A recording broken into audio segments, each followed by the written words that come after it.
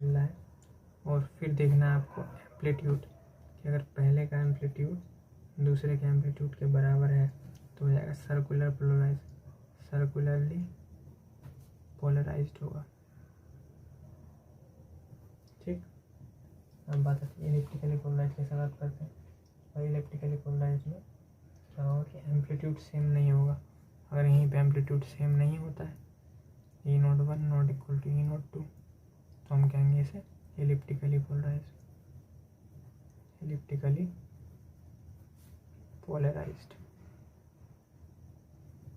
ठीक है, delta Y equal to 0 elliptically polarised. और भी दे रखा है 0 का इक्वल टू ना हो, 180 के इक्वल ना हो, 90 के इक्वल ना हो, 270 इक्वल ना हो तो इलिप्टिकली पोलराइज होता है। ये भी अच्छी स्टेट है। हाँ, पर बिना इसके भी काम चल जाएगा। अभी आप सिर्फ नोट करना ज़रूरी है ना। अगर डेल्टा फाई जो है वो नॉट इक्वल टू हो किसके 0 के, 180, 90, 180, 90, 270 ये सब स्टेट हो तो इलिप्टिकली पोलराइज होता है। शॉर्ट फॉर्म क्या होगा इसकी, इलिप्टिकल पोलराइज EP।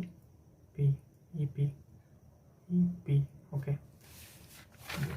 तो ये चीज़ हमने पढ़ ली। इसके बेसिस में आपको क्वेश्चन करके बताता हूँ। यहीं पर रखा है, देखो अभी आपको ये लग रहा होगा कितना गंदा गंदा लिखा है। It is not important, you was thinking about that, but अभी 2 मिनट में आपको लगेगा कि ये सबसे ज़्यादा इंपॉर्टेंट चीज़ लिख दी। क्वेश्चन देखेंगे, मान लीजिए question first, check out the state of polarisation, check out the state of polarisation, the state of polarisation की स्टेट को हमें चेकआउट करना है। पहले क्वेश्चन में 2 इलेक्ट्रिक फील्ड वेक्टर दे रखे हैं, E1 vector equal to E0 I e to the power I kz minus k omega t, और दूसरा दे रखा है E2 vector equal to E0 j cap e to the power I kz minus omega t. तो सबसे बहुत simple है, बहुत सिंपल। आपको देखना है पहला जो हमेशा क्या होगा, पोलराइजेशन की स्टेट कैलकुलेट करने के लिए 2 इलेक्ट्रिक फील्ड वेक्टर दे रखे होंगे, 2 दिए हैं, सही बात है। दोनों के वाइब्रेशन की स्टेट देखो परपेंडिकुलर है या पैरेलल है। देखो ये आई कैप में जा रहा है वाइब्रेशन, ये जे कैप में जा रहा है वाइब्रेशन, समझ में आ रहा है। ये आई कैप में जा रहा है वाइब्रेशन, अब ये इलेक्ट्रिक फील्ड जो है आई कैप में वाइब्रेट कर रहा है, इसका इलेक्ट्रिक फील्ड जे कैप में वाइब्रेट कर रहा है। दोनों परपेंडिकुलर हो गए, मतलब हमें कौन से केस में नहीं जाना, पैरेलल वाले केस में नहीं जाना। Direction of the polarisation is parallel, parallel वाले केस में नहीं जाना, हमें परपेंडिकुलर वाले केस में जाना है।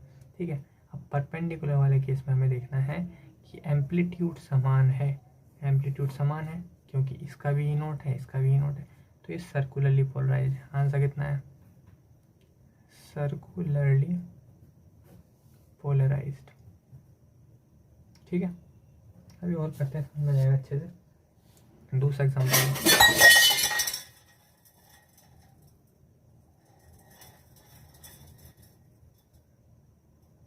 बर्तन गिर गया है। क्वेश्चन टू देखेंगे। बाप रे, इसका मैनेजमेंट कर लेते हैं पहले।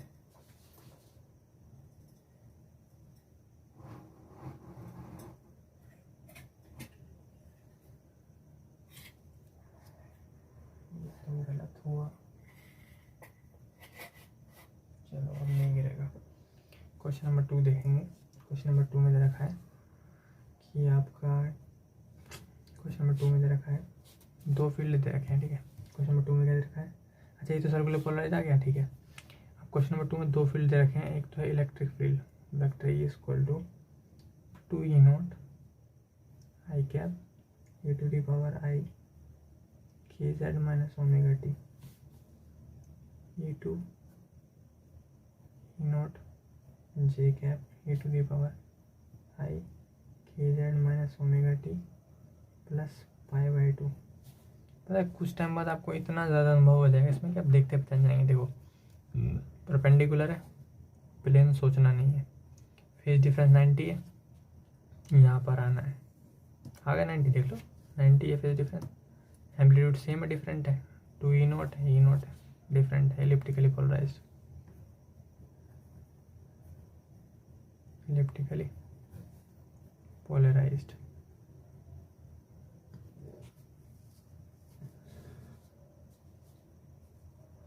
सही है भाई, समझ में आ रही है बात? नहीं समझ में आ रही है बात? समझ में आनी ज़रूरी है बात, अगर समझ में नहीं आएगी तो कैसन काम चलेगा। ठीक है, कोस की जेड की पी क्वीन पोलराइज्ड।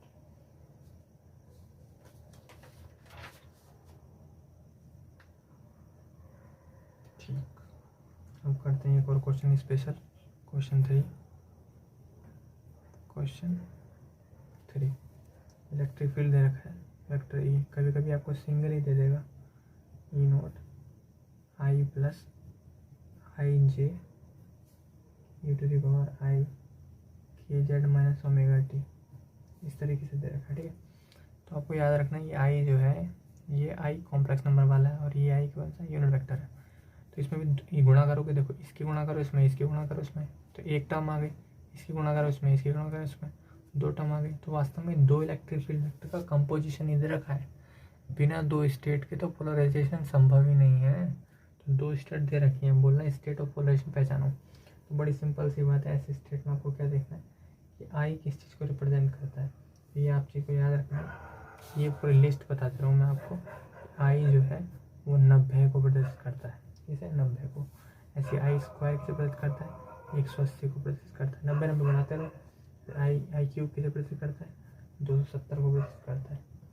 फिर आई की पावर 4 किसे प्रदर्शित करता है, 360 को प्रदर्शित करता है। इसका मतलब ये क्या लिख सकता हूँ मैं, ये लिख सकता हूँ vector E equal to E not into I cap plus I. और आई की जगह मैं क्या लिख सकता हूँ, देखो ध्यान से, आई की जगह लिख सकता हूँ ई की power I pi by 2, E की power I pi by 2, pi by 2 का फिर डिफरेंस करेगा, to J cap E to the power I K Z minus omega T. अपना विवेक लगाओ, अगर आप साधारण मनुष्य हैं तो गुणा कर लो, और थोड़े विवेकवान है तो खुद सोचो जब ये गुणा में जाएगा तो गुणा में घाते जुड़ जाते हैं, ये वाला पाई बाई 2 इसके अंदर जाएगा, तो पहले वाला सिंपल रहेगा, दूसरा वाला पाई बाई 2 के साथ रहेगा, मतलब फेज डिफरेंस पाई बाई 2 है। देखो ऐसे देखो, vector is equal to E not I cap E की power I K Z minus omega T, पहला आ गया, प्लस दूसरा कितना आएगा, ई नॉट जे कैप ई की power I K Z minus omega T plus pi by 2। ठीक, अब देखो मजे की बात, देखो डायरेक्शन परपेंडिकुलर है, फेज डिफरेंस पाई बाई 2 है, एम्पलीट्यूड सेम है, सर्कुलर पोलराइज्ड है। कैसा पोलराइज्ड है, सर्कुलर पोलराइज्ड है भाई, सर्कुलर पोलराइज्ड। समझ में नहीं आया, क्या क्या चेक करना है, देखो आई कैप जे कैप प्रोपोगेशन परपेंडिकुलर है, एम्पलीट्यूड सेम है, फेज एंगल 92 है। कैसा हो गया, खुद देख लो यार, तुम्हारी मन से बताइए। सबसे पहले देखना है ये कहाँ प्रोपोगेट कर रहा है, ये वाइब्रेट कर रहा है आई कैप डायरेक्शन, मतलब आई कैप में, और ये वाइब्रेट कर रहा है कौन सा में, जे कैप में, तो परपेंडिकुलर हो गया। ठीक है, इसमें आ जाओ, फेज एंगल 90 है, फेज एंगल 90 में आ गया, 90 में एम्पलीट्यूड कैसा सेम है, एम्पलीट्यूड ई नोट सेम है, सर्कुलरली पोलराइज लिख दो यहाँ पे, circularly SAR CULAR circularly polarise POLARISED polarise. ठीक है, इतना क्वेश्चन आपका आता है। कभी कभी जब लेवल बढ़ाना होता है उसे तो पूछ लेता है left and right circularly polarise पूछ लेता है, hashtag left and right circularly polarise, right circularly polarised. ये और पूछ लेता है कि जो पोलराइज स्टेट तुमने बताई वो लेफ्ट सर्कुलरली पोलराइज्ड है या राइट सर्कुलरली पोलराइज्ड है, आपको ये भी बताना है। तो इसके लिए बहुत ही सिंपल सी बेसिक से ट्रिक है, मैं आपको बताता हूँ। LCP RCP निकालने की आपको क्या करना है, ओमेगा टी को 0 रखना है। क्या करना है, ओमेगा टी को 0 रखना है। सबसे पहले ट्रिक, ओमेगा टी को 0 रखना है, ओमेगा टी को 0 रखना है, और फिर पहली बार ओमेगा टी को 0 रखना है, फिर ओमेगा टी को पाई बाई 2 रखना है, और आपको पता चल जाएगा कि कौन सा पोलराइजिंग स्टेट है। और ये सारा खेल किस में होगा, z=0 पर होगा। ठीक है, अभी मैं आपको दिखा रहा हूँ एग्जाम्पल के तौर पर, 2 मिनट में खेल खत्म, ऐसा आ जाए एग्जाम्पल मिल जाए ज़रा मुझे कोई अच्छा सा।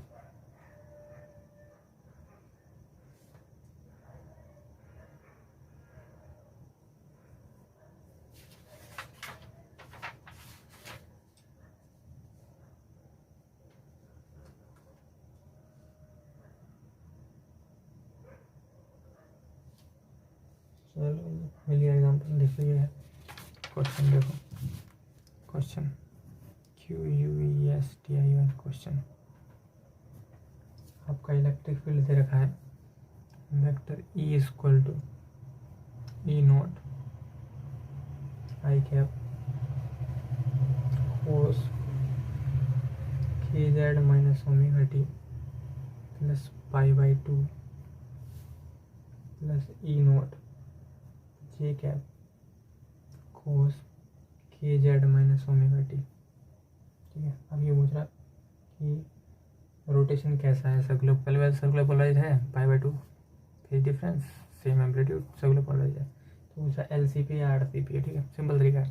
पहली बात तो सर्कुलर पोलराइज है, सर्कुलर पोलराइज है नो डाउट। ठीक है, LCP RCP के लिए z=0 प्लेन पर लाओ पहले इसके औकात, वेक्टर z=0 रखो, कहाँ जाए खत्म, ये बचा E0 I cap cos -ωt plus π/2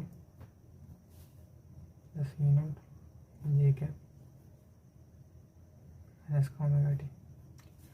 first case क्या होता है, फर्स्ट केस ωt को 0 रखना होता है। रखो 0, कितना आएगा, जब मैं ωt को 0 रखूँगा ख़त्म कहानी, यहाँ 0 रखूँगा तो π/2 I कैप आएगा। Vector E0 into I cap, और ωt को 0 रख दिया है, और cos 90 बराबर sin 0 का 0, ये तो सब कुछ 0 हो गया भाई। cos π/2 plus E0 j cap ωt 0 है तो 0 है।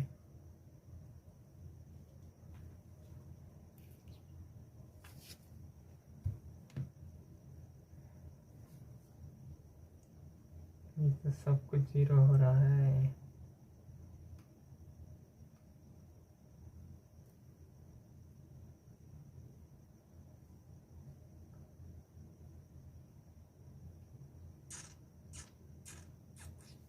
कुछ गलती हुई क्या अपनों से, बताओ।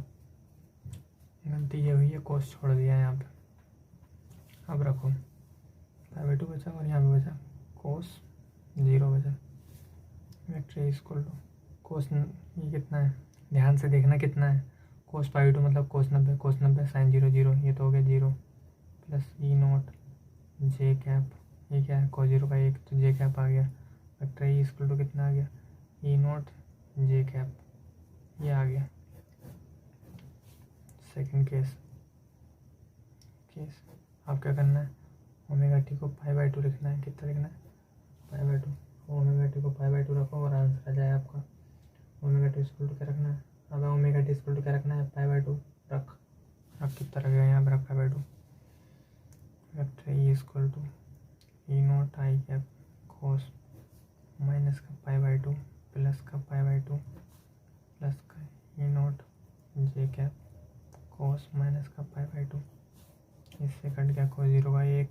वेक्टर E=E0 I कैप, और cos 90 हो गया नहीं, और cos 90 sin 0 0 प्लस का 0 हो गया। तो वेक्टर कितना है, E0 I कैप। तो अगर तुम कायदे में देखो तो लाइन कैसे खींचेगी, ये आपका स्टैंडर्ड एक्सिस है।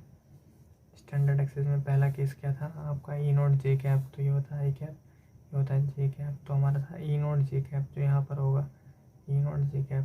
दूसरा क्या है, E0 I कैप, तो E0 I कैप कहाँ होगा, यहाँ पर होगा। कितना, E0 I कैप, मतलब हम कहाँ से आए, यहाँ से यहाँ आए, तो ये होगा राइट सर्कुलर, क्योंकि हमने सीधी तरफ घुमाया। ठीक, तो क्लॉकवाइज रोटेशन है, तो क्लॉकवाइज रोटेशन क्या है, क्लॉकवाइज रोटेशन, ROTATION, और कह सकते हैं RIGHT राइट, सर्कुलर पोलराइज्ड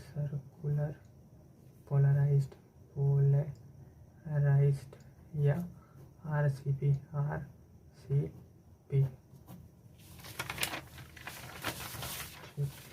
कितना है कितना है RC और P।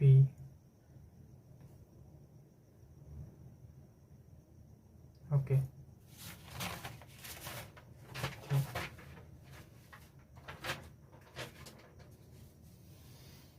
तो आप स्टेट ऑफ पोलराइजेशन निकालना भी सीख गए होंगे, RCP और REP वाला। एक और क्वेश्चन कराते हैं अच्छा सा, ताकि मज़ा आ जाए, जहर आ जाए। करा देते हैं क्वेश्चन और। देखिए क्वेश्चन कितना शानदार है। क्वेश्चन देखो क्या है, QUESTION क्वेश्चन। इलेक्ट्रिक फील्ड दे रखा है, vector E equal to E0 I cap cos KZ minus omega T plus E0 J cap cos KZ minus omega T plus π/4। ये पूछ ये रहे हैं कि आपको बताना है स्टेट ऑफ पोलराइजेशन, और ये बताना है कि कौन सी डायरेक्शन में रोटेट करेगा। ठीक, इलेप्टिकली पोलराइज या इलिप्टिकली पोलराइज होगा, सर्कुलरली पोलराइज होगा, और लेफ्ट सर्कुलर होगा या राइट सर्कुलर होगा, ये पता लगाना है। ठीक, देखो कैसे पता लगाया जाएगा। सबसे पहला तरीका क्या होता है, सबसे पहला तरीका होता है कि इसका स्टेट ऑफ पोलराइजेशन पता करना है। एम्पलीट्यूड सेम है, फेज डिफरेंस π/4 है, π/2 नहीं है। π/4 फेज डिफरेंस में क्या होता है ये पता होना चाहिए।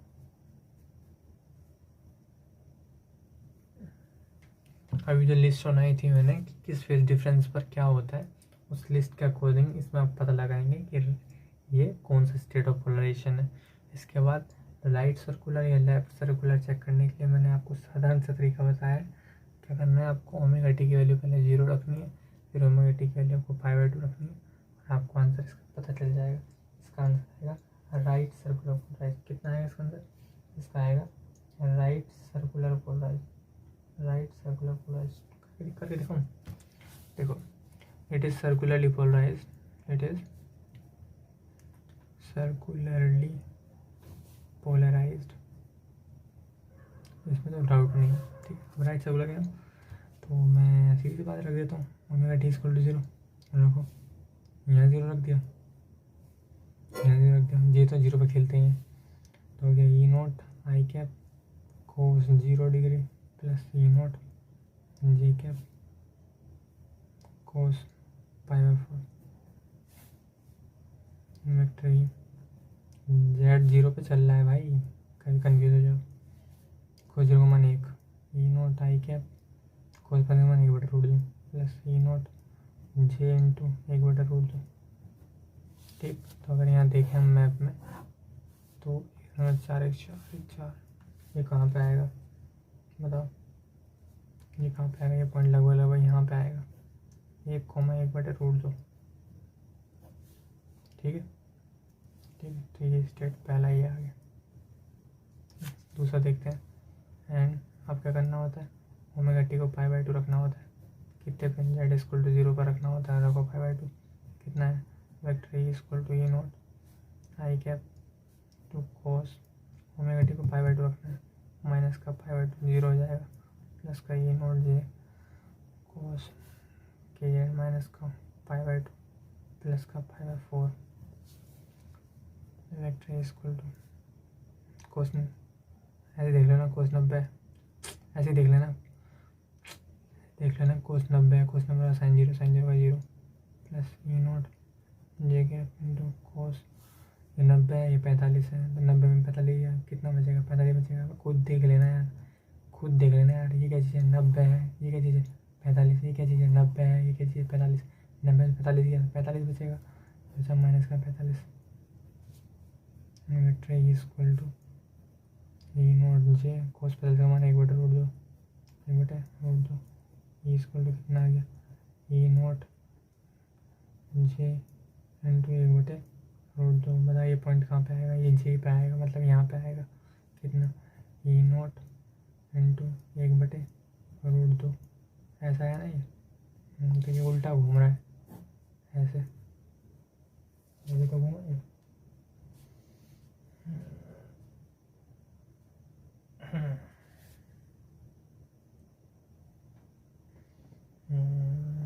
घूमा तो यही है।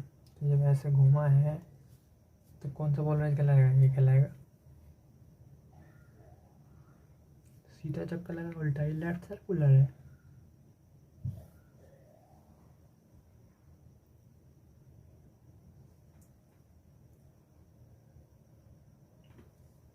Not Z/2 left circular state है, RCP है। भाई RCP कैसे होगी, इस तरफ से इस तरफ दिशा में तीर कैसे दिखा सकते हैं, लेकिन बहुत बड़ी जिम्मेदारी हो जाएगी ऐसे तो। चित्र वाले ने RCP क्यों दिया है,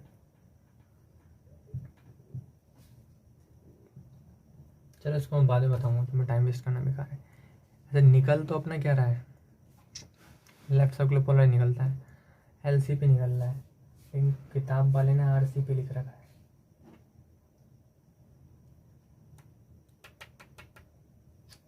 चलो लॉजिक बाद में देखेंगे, फिलहाल इसको यहीं तक छोड़ते हैं। LCP RCP बाद में देखूँगा, पर वाला यहाँ तक LCP आ जाए आपका भी, इतना है समझ लो, बस निकालना आ जाए, ठीक है। तो quarter P plate, half P plate तो आप कर ही लोगे, ये सब पढ़ाई रखा है ऑप्टिक्स में।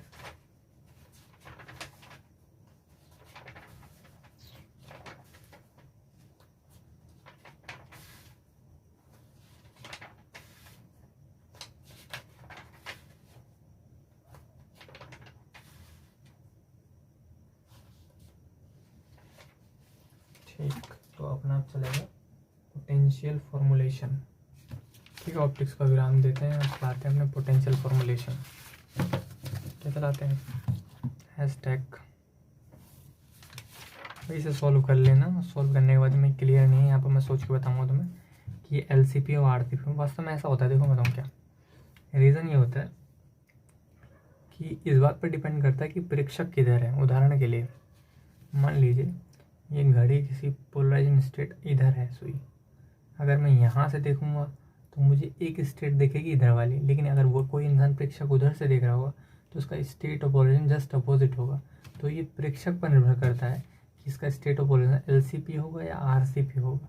तो इस बात का जो डिसीजन है कि प्रेक्षक हमें दिखना कहाँ से है, वो मैं आपको बताऊँगा अगले लेक्चर में इत्मीनान से। फिलहाल आप यहाँ तक सॉल्व करना सीख जाएँ कि Z=0 प्लेन पर हम इसे सॉल्व करते हैं, और ω2=0 और ω2=5/2 को सॉल्व करते हैं। ओके ओके, तो फिलहाल अब अपना टॉपिक है अगला, लिखेंगे क्या, पोटेंशियल फॉर्मुलेशन।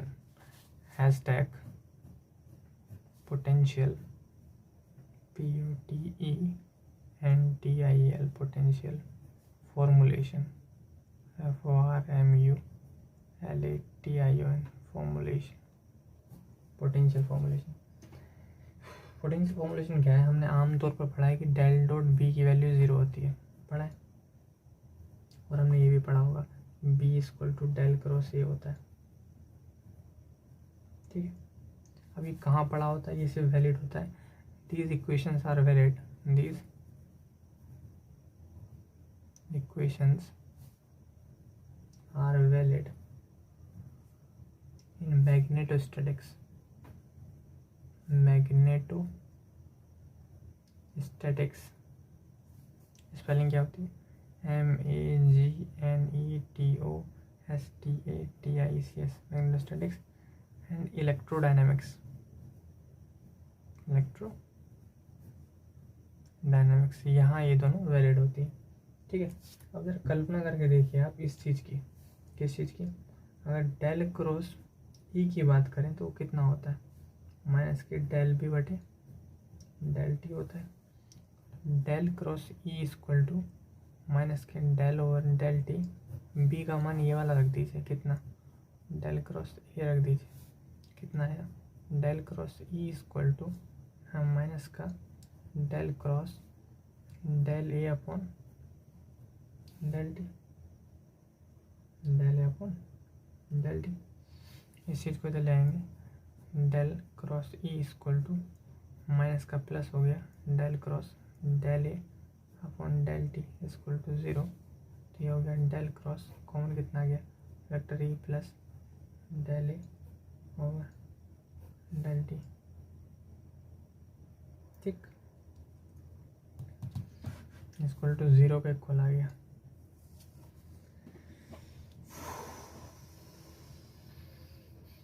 अब 0 के इक्वल आ गया, इससे हम क्या निष्कर्ष निकाल सकते हैं, क्या निकाल सकते हैं निष्कर्ष इससे?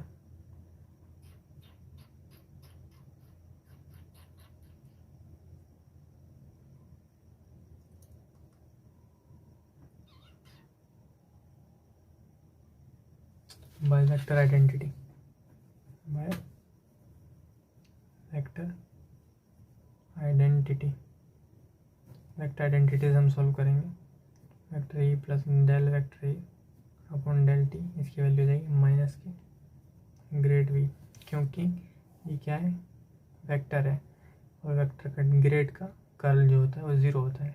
जब ग्रेड का कर्ल 0 होता है, जब ग्रेड का कर्ल 0 होता है ये क्या है ग्रेड है, ग्रेड मतलब ग्रेडियंट है। जब ये क्या है ग्रेड है, ग्रेड मतलब ग्रेडियंट है। जब ग्रेडियंट का कर्ल 0 होता है तो इस चीज़ को मैं ग्रेडियंट मान सकता हूँ, ये वेक्टर आइडेंटिटी है। यहाँ से वैल्यू निकालेंगे वेक्टर ई की, वेक्टर ई की वैल्यू कितनी आ गई,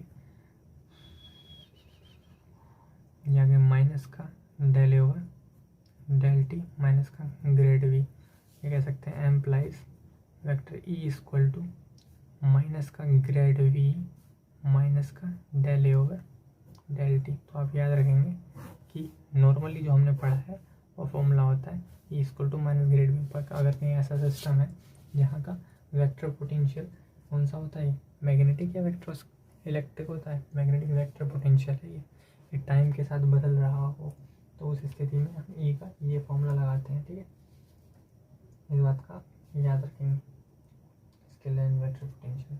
ठीक, तो अब अपनी कंडीशन है, हेडिंग है non uniqueness, non uniqueness of scale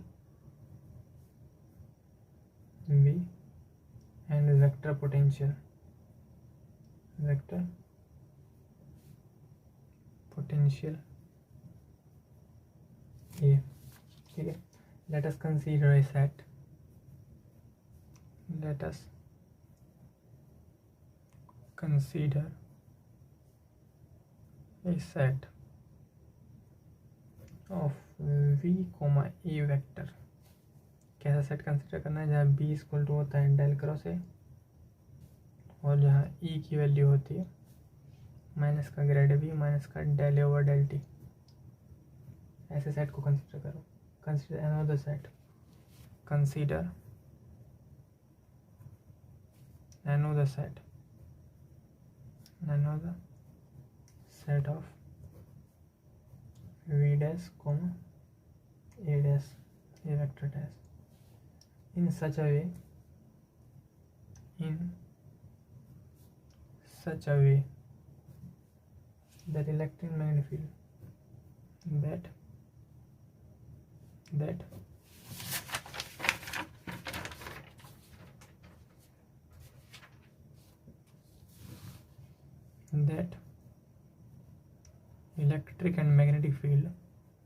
electric and magnetic field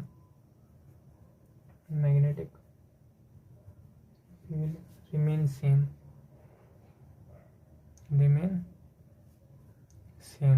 मतलब यूनिक रहे, UNIQ यूनिक, तभी से कहते हैं यूनिकनेस थ्योरम। तो हमने ऐसे मान लिए कि दो कोऑर्डिनेट हैं, एक है v, a बार और दूसरा है कितना v, a bar dash, sorry v dash, a bar dash, ये चीज़ है। ठीक है, तो अब ऐसी सिचुएशन में अब करना क्या पड़ेगा, सेम हो जाए। सेम करने के लिए सेटिस्फाई करनी पड़ेगी कंडीशन। कैसे कंडीशन, एम्प्लाइज वेक्टर ए का dash equal to vector A plus del lambda, ये मैंने माना है यहाँ लैम्डा को कैसे गेज फंक्शन कहते हैं, क्या कहते हैं, गेज फंक्शन, FUNCTION फंक्शन, क्योंकि ए डैश ए से अलग है, कितना अलग है, डेल्टा लैम्डा अलग है, इसे गेज फंक्शन कहते हैं। तो वेक्टर बी कितना आता है, वेक्टर बी इक्वल टू होता है del cross A dash, del cross A dash, ये बी डैश होता है डेल क्रॉस ए डैश, निकालो कितना आएगा, vector B dash equal to del cross A dash की वैल्यू कितनी है, vector A plus del lambda,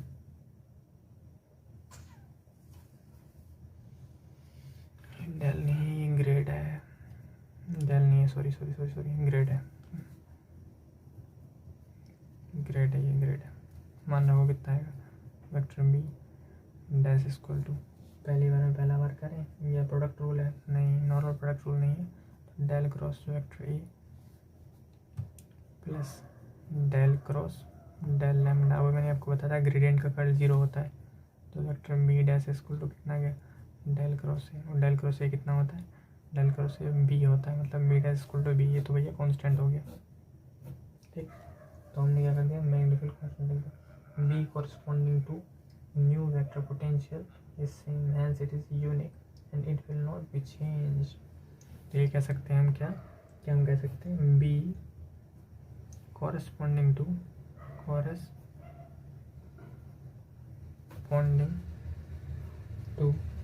new vector potential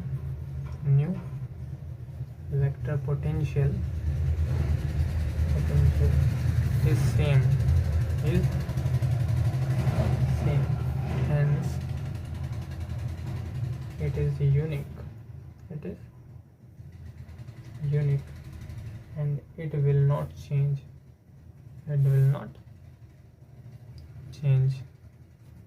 ठीक।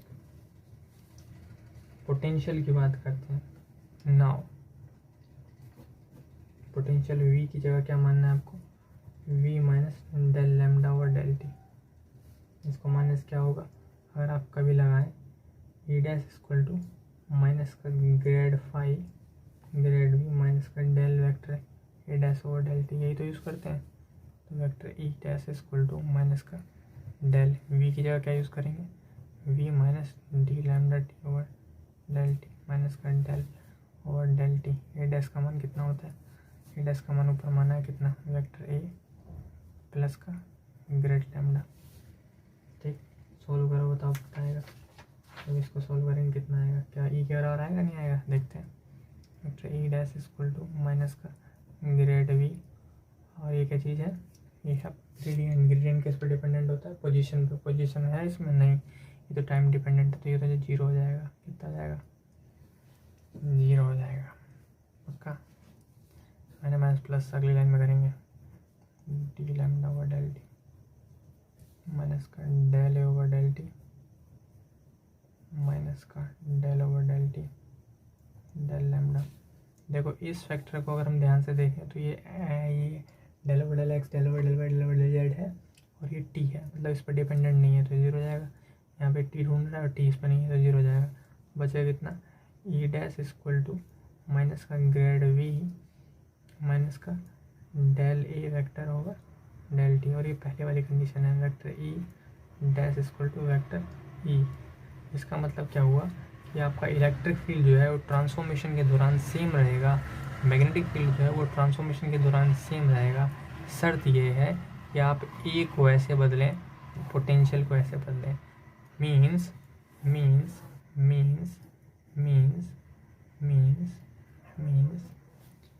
if you change vector a dash equal to a plus grade lambda and v dash equal to v minus d lambda over dt, then magnetic field and electric field remain conserved, then electric field and magnetic field remain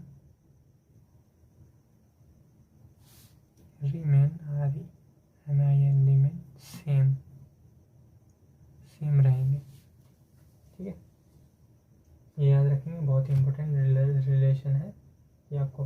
रखना है तो क्या conditions apply करनी पड़ेंगी, ठीक है। Under this transformation potential this electromagnetic field this remain same as they are unique, क्योंकि unique tendency रखते हैं। याद रखेंगे, इसको ऐसे चेंज करना है, इसको ऐसे चेंज करना है, बहुत इंपॉर्टेंट है, लाइफ टाइम याद रखेंगे, बहुत ज़रूरी काम पड़ेगा इसका, ठीक है, ठीक है, ज़रूरी काम पड़ेगा, याद रखना है, ठीक, ओके। चलते हैं आगे, अपना गेज कंडीशन है, इसको आपने सुना होगा बड़ी बड़ी क्लासों में, MSc फाइनल ईयर का टॉपिक है गेज कंडीशन। ये हो गया GAUGE gauge condition, CONDITION condition. Gauge condition क्या होती है भाई, ये भी समझते हैं। Gauge condition, there are two gauge condition, there are two gauge condition, gauge condition. तो हमारे पास दो गेज कंडीशन है, कौन कौन सी है भाई? पहला है coulomb gauge, COULOMB, coulomb gauge. Coulomb gauge में क्या है कि आप डेल डॉट ए निकालोगे, 0 आ जाना चाहिए, मतलब कूलाम्ब गेज सेटिस्फाई है। दूसरा है Lorentz gauge, LORENTZ, Lorentz GAUG gauge. Lorentz gauge condition में क्या करना पड़ेगा आपको ये सेटिस्फाई कराना पड़ेगी, del dot A plus 1/c² del V over del T equal to 0। ये लॉरेंज गेज कंडीशन है, बात समझ में आई? ठीक, दूसरा coulomb gauge condition,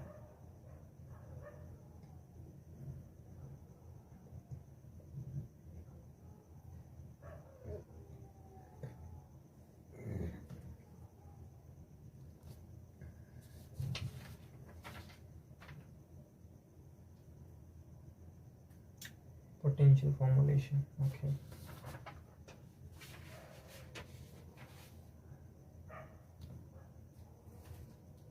wave equation of potential, चलो जी अब आपको पोटेंशियल की वेव इक्वेशन समझाते हैं, तब आपको और अच्छा लगेगा।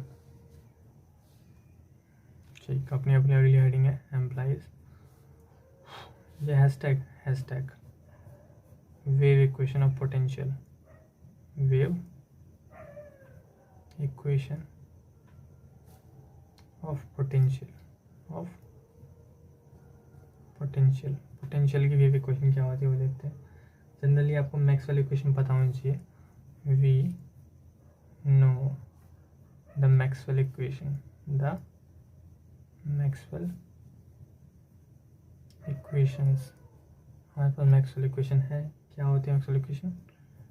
Del dot E equal to rho upon epsilon not, del dot B equal to 0, del cross E equal to minus के del B over del T, del cross B equal to mu not J plus mu not epsilon not del E by del T. हमें use क्या करना है, using vector E equal to use करा हमने माइनस का grad V minus का del over del t, और B equal to del cross A. इस चीज़ का यूज़ करो, कितना जाएगा, तो जाएगा डेल डॉट, पहले क्वेश्चन क्या थी, ई थी, ई का मान रखो कितना, माइनस का डेल वी माइनस का del over del T equal to rho upon epsilon not, multiply करो अंदर कितना आएगा, del square V plus del over del T del dot V minus का rho upon epsilon not. Equation first हो गया, कितना आ गया ये, del cross A equal to mu not J plus mu not मान रख दिया ऊपर से, epsilon not del over del T minus का डेल वी माइनस का डेल ओवर डेल टी। ठीक, ऊपर मान रख दिया, बताओ कितना आएगा, उससे अगली लाइन आएगी,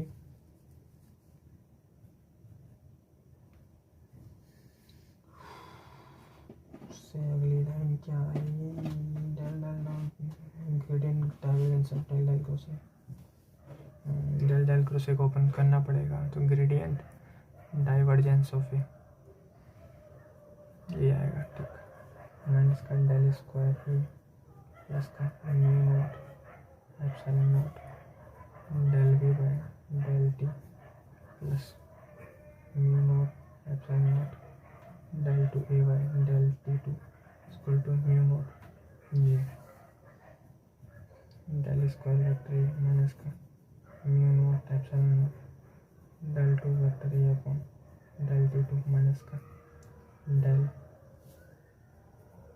del dot vector A plus का mu not epsilon not del V over del T बराबर माइनस का mu not vector A. Equation 2 from equation of coulomb gauge from form FORM form of equation in Coulomb gauge COULOMB Coulomb gauge GAUG gauge। Coulomb gauge में equation होती है कितनी, del square V equal to minus के rho upon epsilon not, use करो कितना आएगा del square A minus का mu not epsilon not del two A over del T two minus के del mu not epsilon not del V by del T मान रख दिया इसमें minus का mu not J. Equation 4 Lorenz gauge equation LORENT Lorenz GAUG gauge EQUATIN equation. Maxwell equation में gauge transformation equation put करिए और कुछ भी नहीं है, ध्यान से देखना समझ में आ जाएगा। Del dot vector A plus mu not epsilon not del V by del T equal to 0। Del square V minus के mu not epsilon not del two V over del T two equal to minus के rho upon epsilon not. Equation 5 del square A minus का mu not epsilon not del two A upon del T two equal to minus के mu not J. Equation 6 generalized form of the wave equation with vector potential comes from the Lorentz gauge condition। तो ये अपनी तो equation आ गई, equation ठीक है। किसके लिए, वेक्टर पोटेंशियल के लिए, मैग्नेटिक वेक्टर पोटेंशियल के लिए। तो हम कह सकते हैं कि most generalised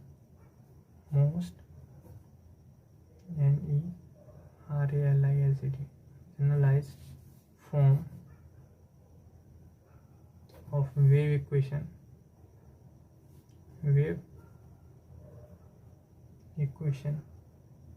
of scalar and vector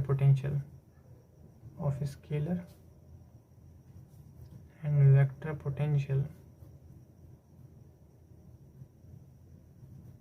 comes from Lorentz gauge condition,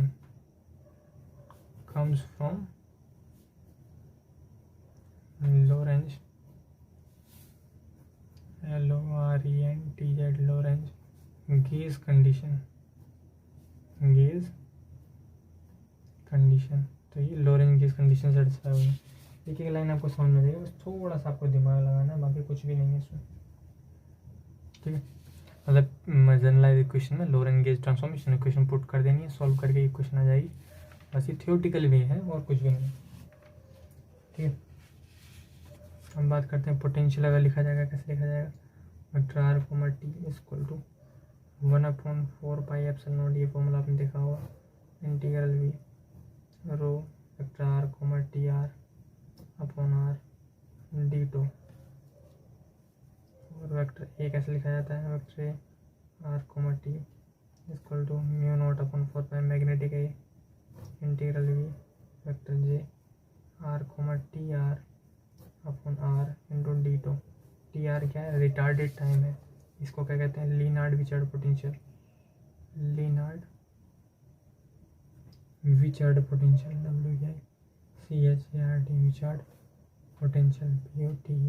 POTENTIAL potential, जिसमें रिटार्डेड टाइम की कल्पना की गई हो। मतलब टी क्या होता है, पैटर्न बताता हूँ मैं तुम्हें।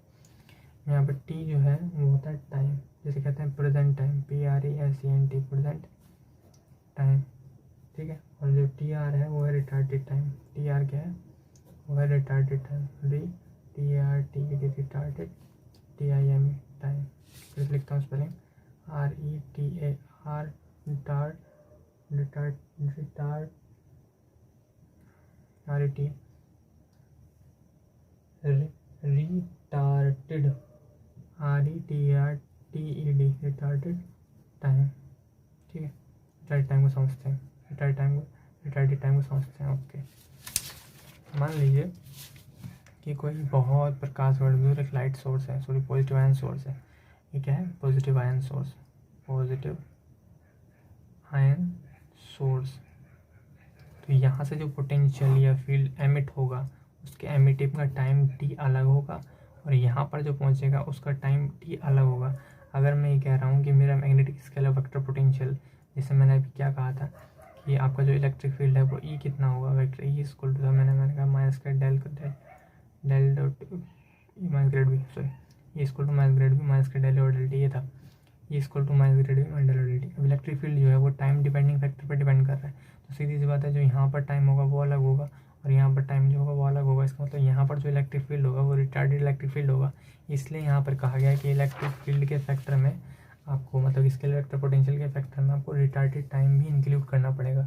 रिटार्डेड टाइम मतलब जितना वो लेट हो गया है, रिटार्डेड टाइम का मतलब जितना वो लेट हो गया है, रिटार्डेड टाइम मतलब जितना वो लेट हो गया है।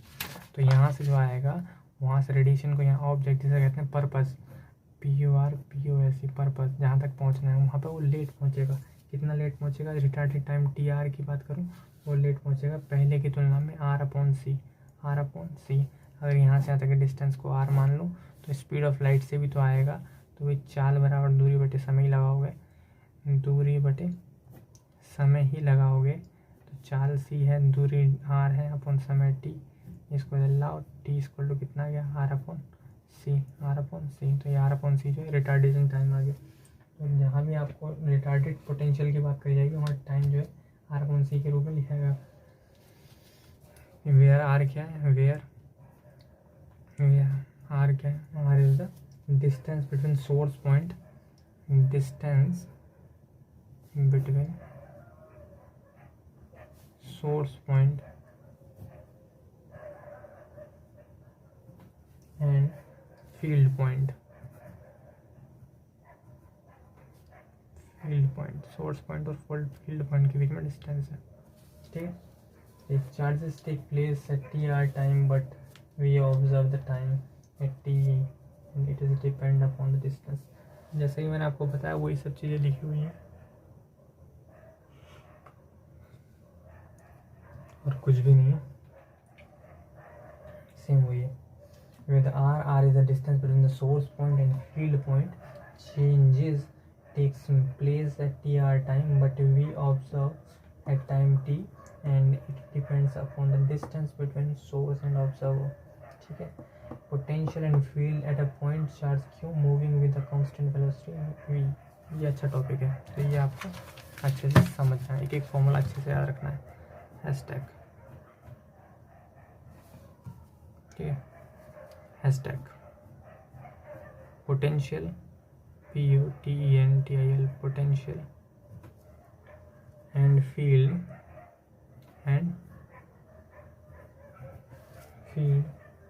of a point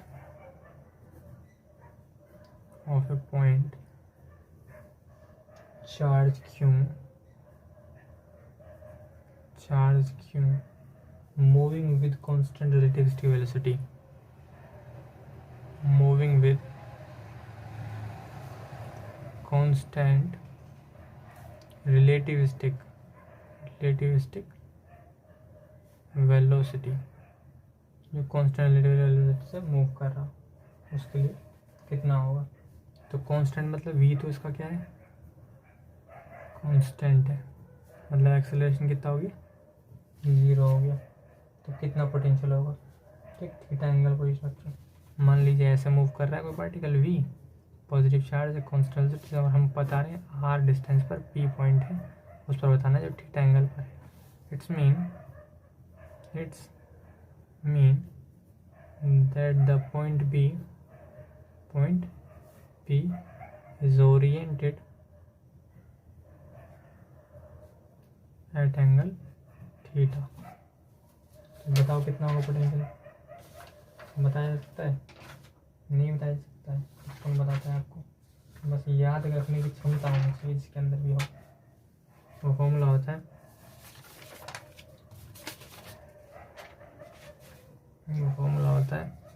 we are comma T, time depending है potential 1/4πε0 Q upon R under root 1 minus we square sine square theta upon C square.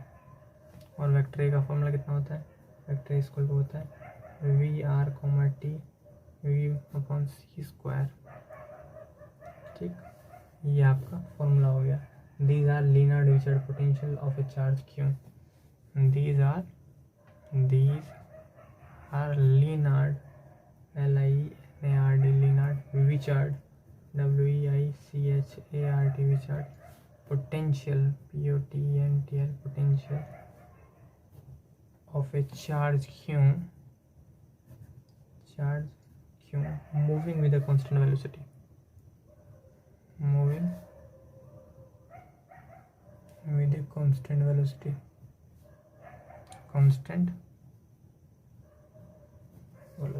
हम बात करें इलेक्ट्रिक फील्ड कितना जनरेट होता है, तो इलेक्ट्रिक फील्ड होता है इस स्थिति में Q 1 minus we square upon C square upon 4πε0 R square upon under root 1 minus we square sine square theta upon C square की पावर 3/2 आर कैप। बात समझ में आई? थीटा है एंगल पैरेलल और परपेंडिकुलर के बीच में। ठीक,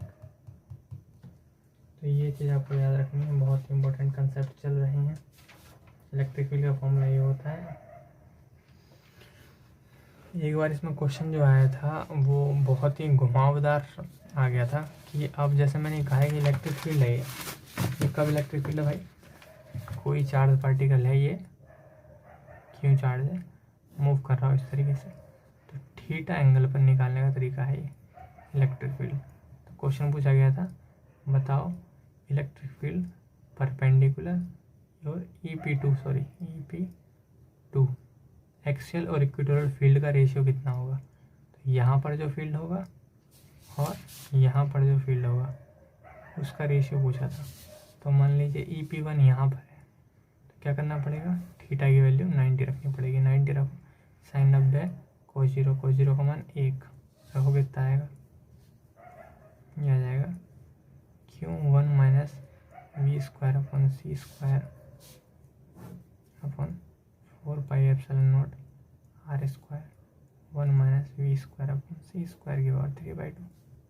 अच्छा, यहाँ पे कितना होगा, 0 रखना पड़ेगा, 0 है यहाँ पे, ये है EP2, तो 0 रखेंगे कितना होगा, साइन 0 का 0 ही गायब हो जाएगा, कितना है Q square 1 minus we square upon C square upon 4πε0 R square.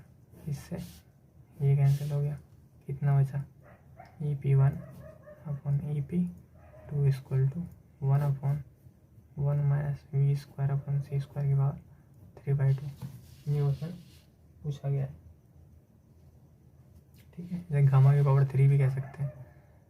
EP1 upon EP2 equal to gamma की पावर 3, अगर आप गामा को जानते हो तो। ठीक है, तो इस चीज़ से क्या स्पष्ट होता है, बताओ कि कौन सा फील्ड ज़्यादा होगा। अगर किसी में ये नीचे आता है तो वो चीज़ बढ़ जाती है, इसका मतलब ये चीज़ बढ़ गई है, इसका मतलब EP1 का मान ज़्यादा है। तो लिखेंगे क्या, EP1 is very very very very very greater than EP2। ऊपर इलेक्ट्रिक फील्ड ज़्यादा होगा, सामने कम होगा, ये तो नॉर्मली हमें पता भी है।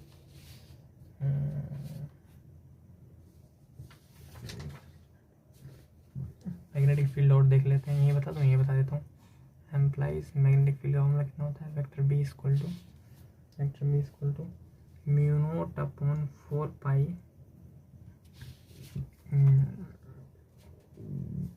क्यों v 1 minus we square upon C square into sine theta upon 1 minus